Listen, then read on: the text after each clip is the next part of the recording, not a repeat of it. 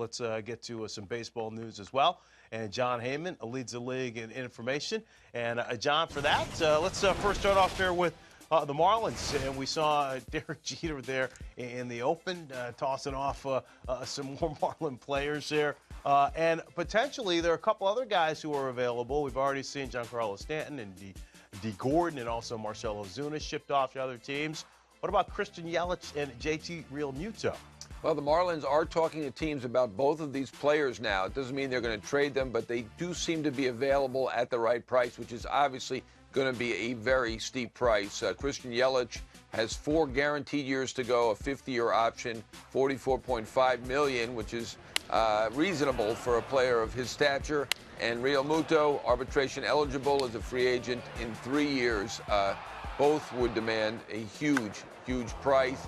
I don't think this was part of the original plan. The plan was to trade Stanton and Gordon and Ozuna and then get down to that level that they wanted to be at, which was around $90 to $85 million payroll.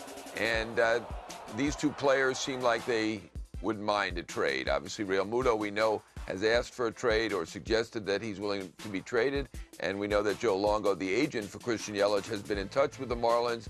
Yelich has not said anything officially, but we do know that he is frustrated, is the word that's being used, about what has gone on. His 3 best friends on the team have been traded, and 3 great players. One thing I will say about the Marlins, they are very efficient about making these trades. They've already made 5 trades already, if you count the 2 trades that Stanton declined to go. So that's a lot of trades for big players. Hey, John, you said it wasn't part of the original plan because these guys are controllable. Yelich, you talked about with the 4 guaranteed left. Realmuto is certainly controllable through his arbitration rights and everything else. But is there a point, is there a fine line there somewhere where the Marlins may acquiesce and just say, you know what, we will blow this thing up? Because if these 2 guys are building blocks for the future for them, but if they're not happy, they're not good building blocks. Right, not happy. And also, if you look at Realmuto, he's a free agent in 3 years. Are the Marlins going to be a winning team in that period? I'm not so sure. Yelich, of course, with the option, it could be there for another 5 years. They certainly would hope to be a winning team within that period. But it does make sense in a way, other than the fact that Realmuto is a terrific catcher and would help out all their young pitchers. But from a contractual standpoint, it does kind of make sense to trade Realmuto at least. You live in Miami. How's this going over? They're not that pleased. I mean, you saw the town hall. Derek Jeter, you got to give him credit for having a town hall and answering every question very seriously, even the one from the Marlins man. Jeter did a very good job with it. I give him credit for standing up there, and he says he's going to do it again. But, I mean, it's a small fan base, but it's a pretty vocal one. All right, we've seen a big run on relievers so far this offseason, but kind of middle relievers or setup man. But there's still a couple of big-name closers out there, John. So what's the market like for closers?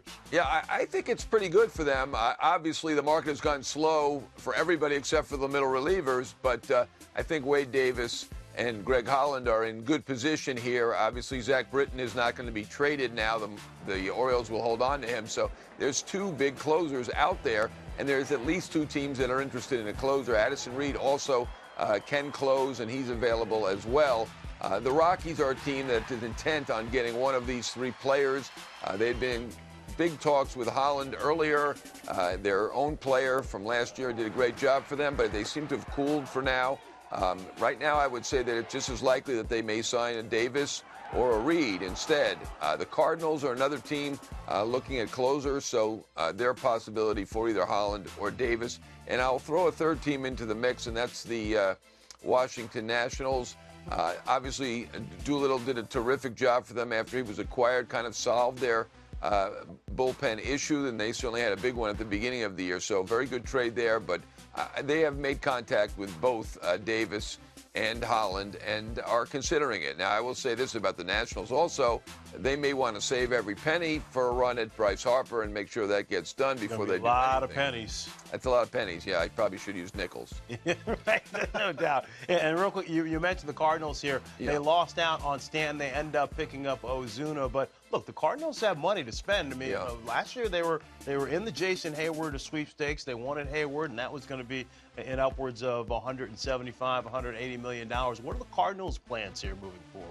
Well, we know they talked about Machado. They seem to be the most logical team for him. That didn't work out, at least to this point. Donaldson was the guy they really were trying to get, and I don't believe Toronto's going to trade him. I don't think most people do. So I think they're going to take a serious look at Mike Moustakas for third base or Eric Hosmer for first base, one or the other. They could move Matt Carpenter from first to second, so they could sign the first baseman Hosmer, or they could sign a third baseman and then just use Jerko as a very good super utility man with power. But I would say both guys are considerations for the Cardinals at this point. All right, good stuff from Jon Heyman.